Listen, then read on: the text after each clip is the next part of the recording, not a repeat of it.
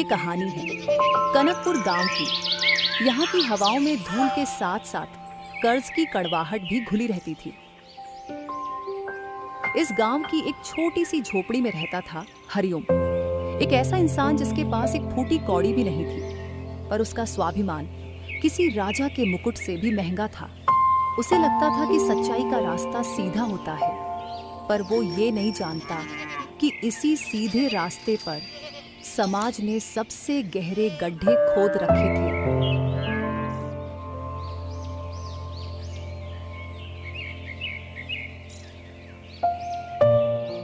इस आटे के डिब्बे को कितना भी झाड़ लूं, एक दाना भी नहीं निकलता है जी। अब तो दाने दाने को मोहताज हो गए हैं हम। कल रात भी मैंने पड़ोसन से 2 मुट्ठी चावल मांगे के उसने 10 बातें सुनाई। कहती थी बड़े ईमानदार बनते हैं तुम्हारे पति, पर ईमानदारी का अचार डालोगे क्या जब पेट में चूहे दौड़ेंगे। ममता, दुनिया का काम है बातें बनाना। उनकी बातों से अपनी नीयत क्यों बदलें? भूख तो शरीर की है, पर बेईमानी तो आत्मा का कैंसर है। मैं आज ठाकुर साहब के यहाँ जा रहा हूँ। मेड़ का काम पूरा होते ही मजदूरी के 700 रुपए मिल जाएंगे। शाम को घर में धुआं भी उठेगा और सुगंध भी। ठाकुर के 700 रुपए? पिछले महीने के 500 भी तो दबाए बैठा है वो। आप जाकर मांगते क्यों नहीं? अपनी मेहनत का पैसा मांगने में कैसी शर्म। मांगा था ममता, पर उसने कहा कि अभी हाथ तंग है, मैं किसी से लड़ तो नहीं सकता। मेरा मानना है कि अगर मैंने ईमानदारी से पसीना बहाया है तो उसका फल ईश्वर किसी न किसी रूप में जरूर देगा। ऊपर वाला भी उन्हीं की सुनता है जिनके पास तिजोरियां भरी हैं। हम जैसों की पुकार तो उन तक पहुंचने से पहले ही दम तोड़ देती है। सुनिए जी, कभी कभी मैं सोचती हूँ कि ये आपकी सच्चाई हमारी सबसे बड़ी दुश्मन है। ऐसा मत कह ममता। जब तक इंसान के पास अपना चरित्र है, वो गरीब नहीं है। जिस दिन मैंने अपना ज़मीर बेच दिया, उस दिन मैं सचमुच भिखारी बन जाऊंगा। मैं खेत पर जा रहा हूँ। सूरज चढ़ने से पहले काफी काम निपटाना है। हरिओम फावड़ा उठाकर खेत की ओर चल देता है। वो खेत पहुंचकर जल्दी से काम करने लगता है। काम करते करते हरिओम को शाम हो जाती है। हरिओम शाम को थका हुआ वापस घर लौट रहा होता है कि अचानक उसकी नजर रास्ते किनारे झाड़ियों में पड़ी एक काले रंग की थैली पर पड़ती है। हरिओम उसे देखकर रुकता है और उस थैली को उठाता है।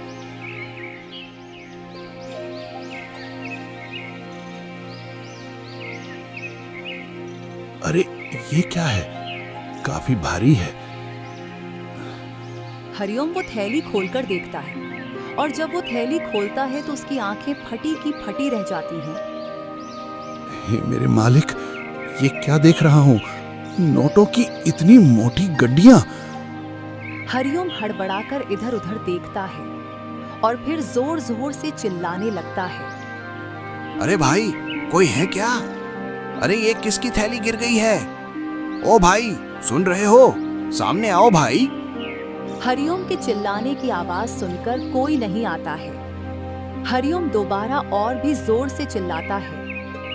अरे कोई तो जवाब दो, ये किसी की जिंदगी भर की कमाई है। ओ मुसाफिर, जहां कहीं भी हो आवाज दो। हरिओम की आवाज आसमान तक तो पहुंच रही थी, पर उस तक नहीं जिसका वह पैसा था। लेकिन दूसरी ओर धनपत राय, गांव का वह साहूकार, जिसकी नजर से गांव की कोई चीज नहीं बचती, फिर पैसों से भरी ये थैली कैसे बचती? वो हरिओम की आवाज सुनकर रुकता है और पेड़ के पीछे छिपकर सब देखने लगता है।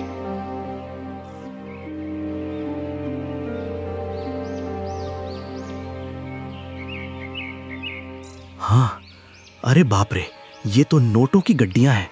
इस भिखारी रामदीन के हाथ इतना माल लग गया। अब ये सीधा साधा किसान इसे लेकर घर जाएगा। अगर मैं अभी सामने गया तो ये डर जाएगा या पंचायत को बता देगा। नहीं, इसे घर ले जाने देता हूँ। रात के अंधेरे में ईमानदार लोगों को ठगना सबसे आसान काम है। बस थोड़ी सी ममता और थोड़े से झूठे आंसू, और ये सारे पैसे मेरी तिजोरी में।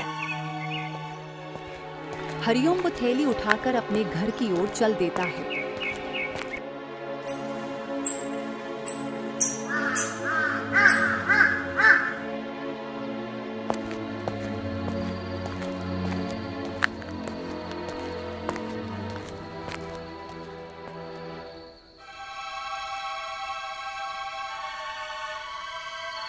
क्या हुआ जी? ऐसे चोरों की तरह दरवाजा क्यों बंद कर रहे हो? और ये आपके हाथ में क्या है? ममता, आज किस्मत ने हमारी ऐसी परीक्षा ली है कि मेरे हाथ कांप रहे हैं। ये देख, रास्ते में झाड़ियों में मुझे क्या मिला। हरिओम वो थैली खोलता है और ममता इतने पैसे देखकर चौंक जाती है। हरिओम जी, इतने पैसे? इतने पैसे तो पूरे गांव में किसी के पास नहीं होंगे। ये किसके हैं? किसी के भी हो ममता, पर हमारे नहीं हैं। इसमें 5 लाख रुपए हैं। जिसका गिरा होगा पता नहीं कहाँ ढूंढता फिर रहा होगा। अगर उसे पैसे नहीं मिले तो क्या पता बेचारा मर ही जाए। सुनिए जी, क्या इसे हम चुपचाप रख नहीं सकते? भगवान ने ही तो भेजा है हमारी गरीबी देखकर। एक गड्डी निकाल लेंगे तो किसी को क्या पता चलेगा। सार्थक के लिए नए कपड़े आ जाएंगे, घर की मरम्मत हो जाएगी। नहीं ममता, एक पैसा भी हमारे लिए जहर के बराबर है। जो चीज हमारी मेहनत की नहीं, उस पर हमारा कोई अधिकार नहीं। कल सुबह होते ही मैं इसे सरपंच ठाकुर विक्रम सिंह के पास ले जाऊंगा। पंचायत में ये अमानत जमा करूंगा। जिसका होगा उसे लौटा दिया जाएगा। आप कभी नहीं समझेंगे। ईमानदारी का ढोल पीटते पीटते हम एक दिन इसी मिट्टी में दफन हो जाएंगे। वो दोनों बातें ही कर रहे होते हैं कि अचानक दरवाजे पर जोर जोर से पीटने की आवाज आती है। धनपत राय बाहर से हरिओम को आवाज लगा रहा है। हरिओम भाई, हरिओम, दरवाजा खोलो भाई, मैं तो लुट गया। मेरी इज्जत मिट्टी में मिल गई। हरिओम दरवाजा खोलता है और धनपत राय को अंदर लेकर आता है। धनपत जी, आप इस वक्त यहाँ? क्या हुआ? सब ठीक तो है? हरिओम, तू तो बड़ा नेक आदमी है, मेरी मदद कर। मैं शहर से अपनी भतीजी की शादी के लिए गांव वालों का इकट्ठा किया हुआ 5 लाख रुपया ला रहा था। काले कपड़े की थैली थी, रास्ते में कहीं गिर गई। अगर वो नहीं मिली तो कल बारात दरवाजे से लौट जाएगी और मैं समाज को मुंह नहीं दिखा पाऊंगा। मैं तो जहर पी लूंगा भाई। शाहजी, घबराइए मत, शांत हो जाइए। पहले मुझे ये बताइए कि क्या वो थैली काले कपड़े की थी? हाँ भाई, वही थैली जिसमें ऊपर से एक लाल मोटा धागा बंधा था। क्या तुम्हें मिली है? शाहजी, शुक्र मनाइए कि वो थैली मुझे मिली। मैं तो कल इसे पंचायत में ले जाने वाला था, पर ईश्वर की कृपा है कि आपको अभी मिल गई। और फिर हरिओम धनपत को पूरे पैसे दे देता है। हरिओम, तू इंसान नहीं फरिश्ता है। तेरा ये एहसान मैं कभी नहीं भूलूंगा। तूने एक बेटी की डोली उठने से पहले उसे टूटने से बचा लिया। तुम्हारा बहुत बहुत धन्यवाद हरिओम। अच्छा, अब मैं चलता हूं। धनपत पैसे लेकर वहां से चला जाता है,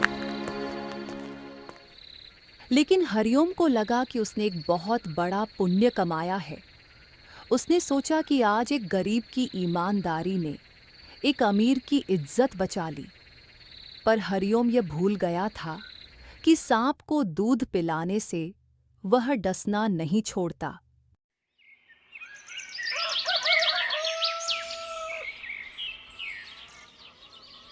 अगले दिन बरगद के पेड़ के नीचे गांव की पंचायत बैठी है। गांव के स्कूल के हेडमास्टर साहब बहुत परेशान खड़े हैं और पूरे गांव की भीड़ वहां जमा है। सरपंच जी, ये तो अनर्थ हो गया। 5 लाख रुपए कोई छोटी रकम नहीं थी। सरकार ने स्कूल की नई छत और कमरों के लिए मंजूर किए थे। कल शहर से लाते वक्त रास्ते में कहीं गिर गए। अगर वो पैसे नहीं मिले तो हमारे गांव के बच्चों का भविष्य अंधेरे में रह जाएगा। हेडमास्टर साहब, आप शांत हो जाइए। कनकपुर की मिट्टी में अभी इतनी बेईमानी नहीं आई है।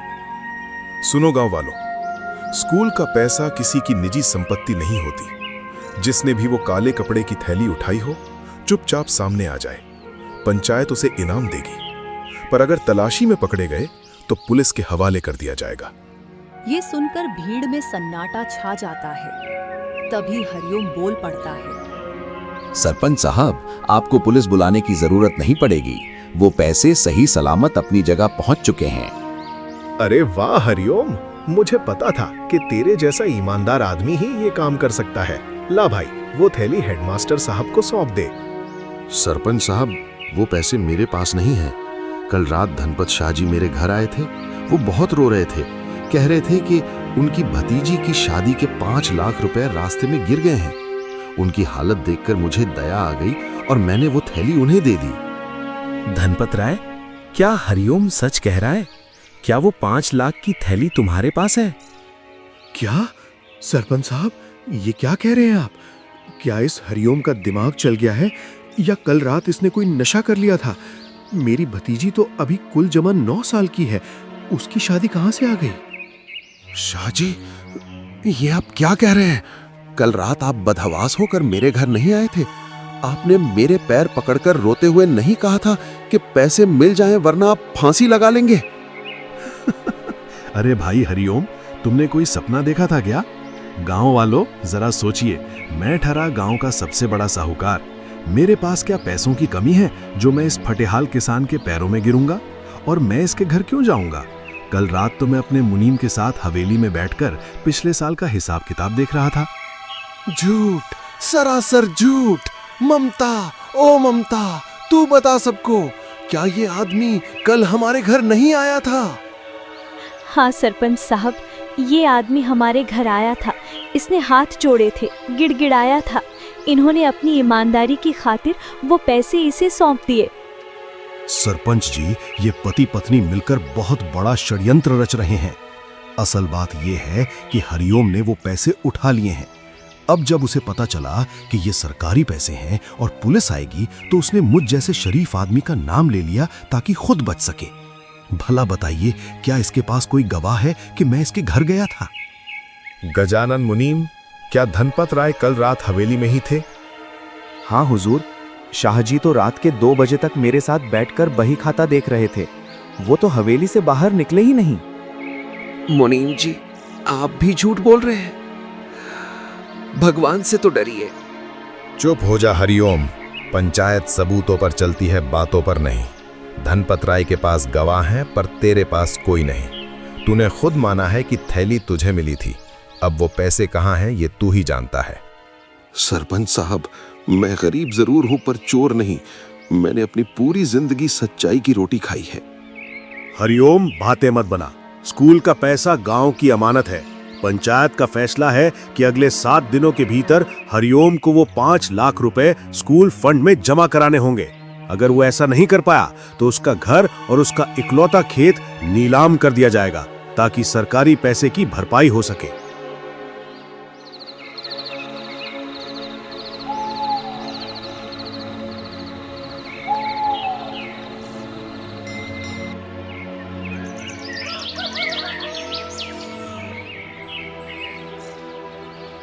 हरिओम गांव के एक एक दरवाजे पर जाता है, पर कोई उसकी बात नहीं सुनता।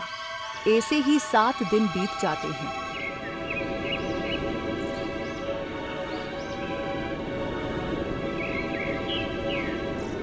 और फिर सरपंच और धनपत राय हरिओम के घर पर आते हैं।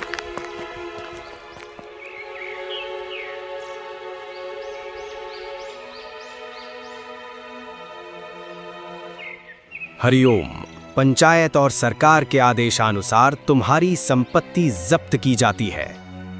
हरिओम की झोपड़ी और उसकी जमीन पर सरकारी मोहर लगा दी जाती है। हरिओम घर के अंदर से अपनी पोटली लेकर बाहर आता है।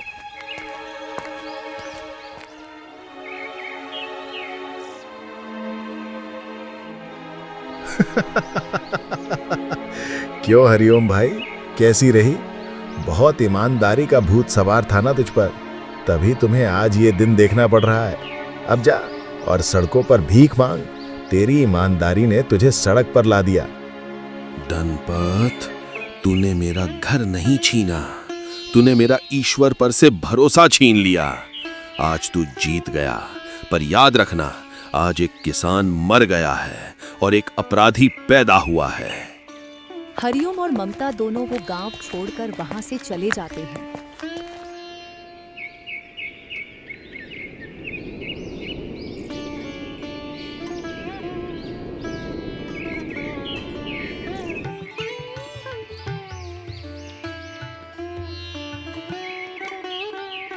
अब हम कहाँ जाएंगे और क्या करेंगे जी? हमारा तो सब कुछ लुट गया। वह जहां कोई ईमानदारी का नाम न ले, जहां इंसानियत नहीं बल्कि केवल हैवानियत चलती हो। आज से सच मेरे लिए जहर है और दया मेरे लिए कमजोरी। ममता, जिस दुनिया ने एक मासूम को चोर बनाया है, अब उसे एक असली चोर से मिलना पड़ेगा। कनकपुर की सरहद पार करते ही हरिओम के कदम नहीं डगमगाए। उसकी आंखों में अब वह भोलापन नहीं था, बल्कि एक ऐसी चमक थी जो आने वाले तूफान का संकेत दे रही थी। वह अपने परिवार के साथ एक ऐसे राज्य में पहुंचा जहां उसे कोई नहीं जानता था। यहाँ उसने अपनी सादगी का चोला उतार फेंका और उस अंधेरे रास्ते को चुन लिया जहां सिर्फ शिकारी ही जिंदा बचते हैं। हरिओम, यहाँ भी हम छिप छिप कर रह रहे हैं। किसी से बात करते भी डर लगता है कि कहीं कोई हमें पहचान न ले। क्या हम पूरी जिंदगी ऐसे ही भागते रहेंगे? भागना बंद कर दिया है मैंने ममता। अब मैं रास्ता बना रहा हूँ।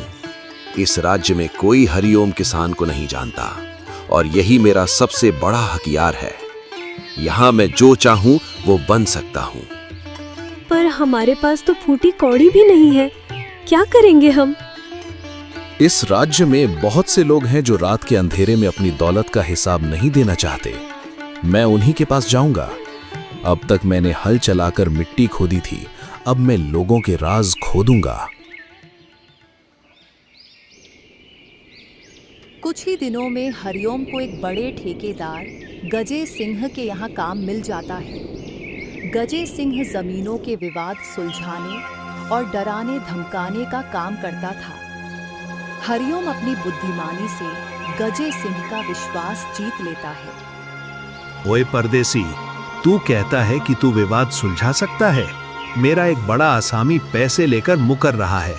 बड़े बड़े पहलवान हार गए, तू क्या करेगा? आपके पहलवान हड्डियां तोड़ते हैं मालिक, मैं उसका हौसला तोड़ूंगा।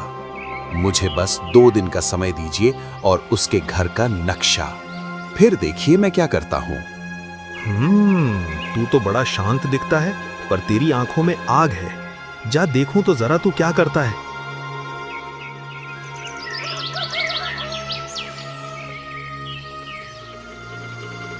वक्त अब बदल चुका था।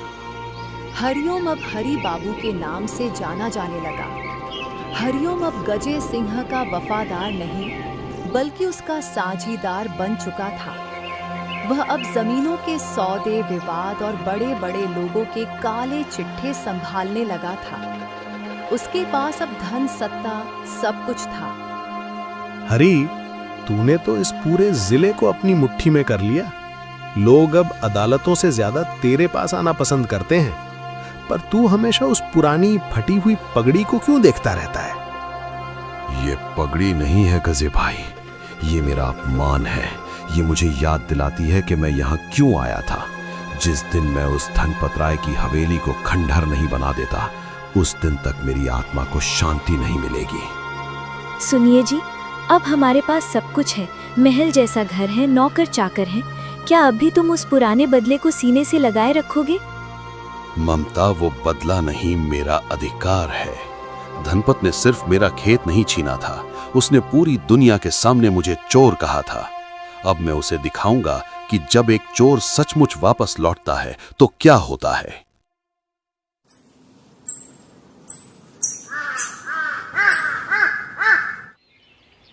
हरिओम ने कनकपुर की पूरी जानकारी जुटा ली थी।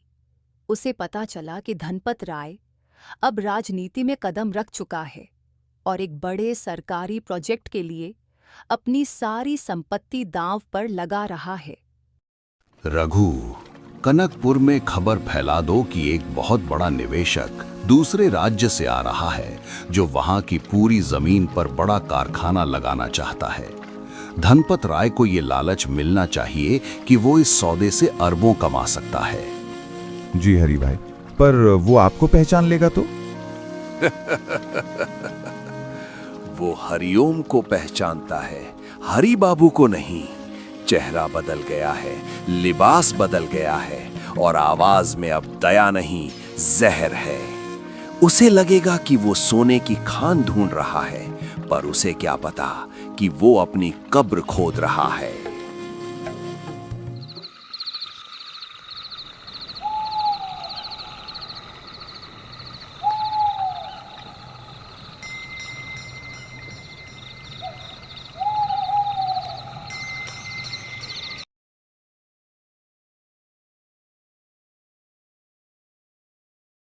तुमने मुझे बेघर किया था धनपत, अब मैं तुम्हें बेनकाब करूंगा।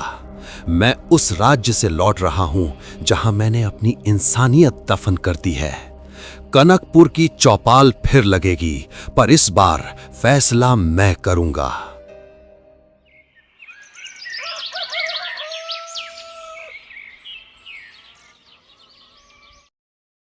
अगले ही दिन हरिओम रघु के साथ अपनी गाड़ी में कनकपुर के लिए निकल जाता है। चलते चलते हरिओम उसी जगह पहुंचता है जहां उसे वो पैसों की थैली मिली थी। जगह वही है, मिट्टी वही है, बस इंसान बदल गया है। रघु, गाड़ी गांव की चौपाल की तरफ ले चलो। सुना है आज धनपत राय ने वहां बड़ी सभा बुलाई है। जी हरि बाबू, पर क्या आपको डर नहीं कि कोई पुराना चेहरा आपको पहचान लेगा?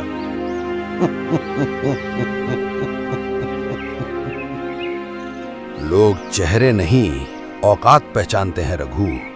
5 साल पहले मैं एक चोर किसान था, आज मैं करोड़पति निवेशक हूं। धनपत राय की आंखें सिर्फ नोटों की चमक देख सकती हैं, सच नहीं। दूसरी ओर धनपत राय गांव वालों को इकट्ठा करके उन्हें जमीन बेचने के लिए मना रहा था। और भाइयों, अगर आप अपनी जमीनें इस नए प्रोजेक्ट के लिए मुझे बेचते हैं तो मैं वादा करता हूं कि इस गांव की शक्ल बदल दूंगी। दूसरे राज्य से एक बहुत बड़े उद्योगपति हरि बाबू यहां आ रहे हैं। उनके पास अरबों का निवेश है। तभी हरिओम की गाड़ी वहां पहुंचती है। हरिओम पूरे रौब के साथ गाड़ी से उतरता है। धनपत राय भागता हुआ उसके पास आता है। स्वागत है हरि बाबू, आपका ही इंतजार था। कनकपुर की पावन धरती पर आपका स्वागत है। मैं धनपत राय, इस गांव का मुख्य सेवक। तो आप ही हैं धनपत राय? आपके बारे में बहुत सुना है आप व्यापार और ईमानदारी दोनों में माहिर हैं। अरे साहब, ये सब आपकी कृपा है, मैं तो बस सीधा साधा आदमी हूं। आई। धनपत हरिओम को अपने घर लेकर आता है। शाह जी, मुझे यहाँ एक बहुत बड़ा एग्रो पार्क बनाना है। मुझे कम से कम 500 एकड़ जमीन चाहिए। अगर आप ये जमीन दिलवा दें तो मुनाफे में आपका हिस्सा 40% होगा, यानी सीधे सीधे 50 करोड़ रुपए। 50 करोड़? साहब आप चिंता मत कीजिए, इस गांव की आधी जमीन तो मेरे पास गिरवी पड़ी है और बाकी जो बची है उन किसानों को मैं डरा धमका या लालच देकर राजी कर लूंगा। पर मैंने सुना है कि यहाँ के सरपंच थोड़े सख्त हैं, क्या वो मानेंगे? ठाकुर विक्रम सिंह अरे वो तो मेरी जेब में रहते हैं, बस उन्हें थोड़ा विकास का लालच देना होगा। लेकिन साहब, एक छोटी सी अड़चन है। कुछ जमीनें ऐसी हैं जिन पर पुराने विवाद चल रहे हैं। विवाद सुलझाना ही तो मेरा पेशा है शाह जी। आप बस सारी जमीनें अपने नाम करवा लीजिए और फिर मुझे भेज दीजिए।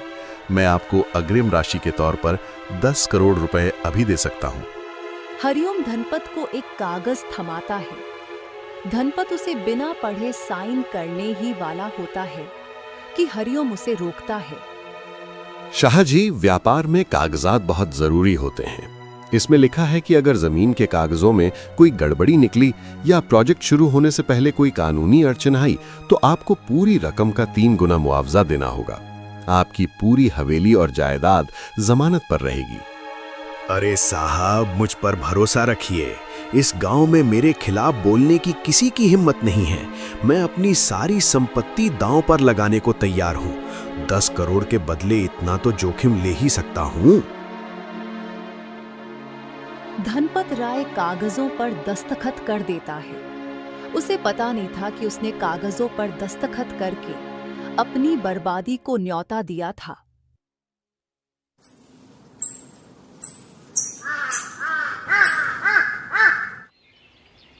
हरी, क्या ये सब ठीक है?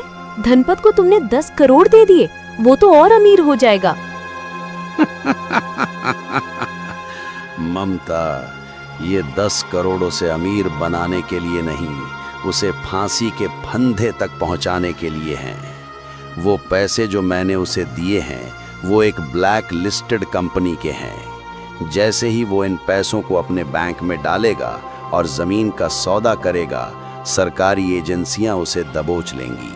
और वो ज़मीन तो पहले ही सरकारी स्कूल की घोषित करवाई जा चुकी है, जिसके कागजात मैंने बदल दिए हैं। तो उसे जमीन भी नहीं मिलेगी और पैसे भी वापस करने होंगे? हाँ, अब उसे 3 गुना मुआवजा देना होगा ममता, यानी 30 करोड़। उसे अपनी हवेली, अपने कपड़े और अपना स्वाभिमान सब बेचना होगा। और सबसे बड़ी बात, कल सुबह की पंचायत में मैं उसे वही मंजर दिखाऊंगा जो उसने मुझे दिखाया था। समय का चक्र जब घूमता है तो राजा को रंक और रंक को राजा बनने में देर नहीं लगती। कनकपुर की वही चौपाल, वही बरगद का पेड़ और वही पंचायत। 5 साल पहले यहाँ एक मासूम की ईमानदारी का गला घोंटा गया था।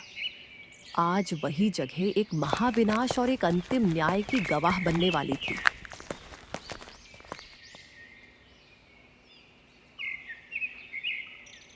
आइए आइए हरि बाबू, आज का दिन कनकपुर के इतिहास में सुनहरे अक्षरों में लिखा जाएगा।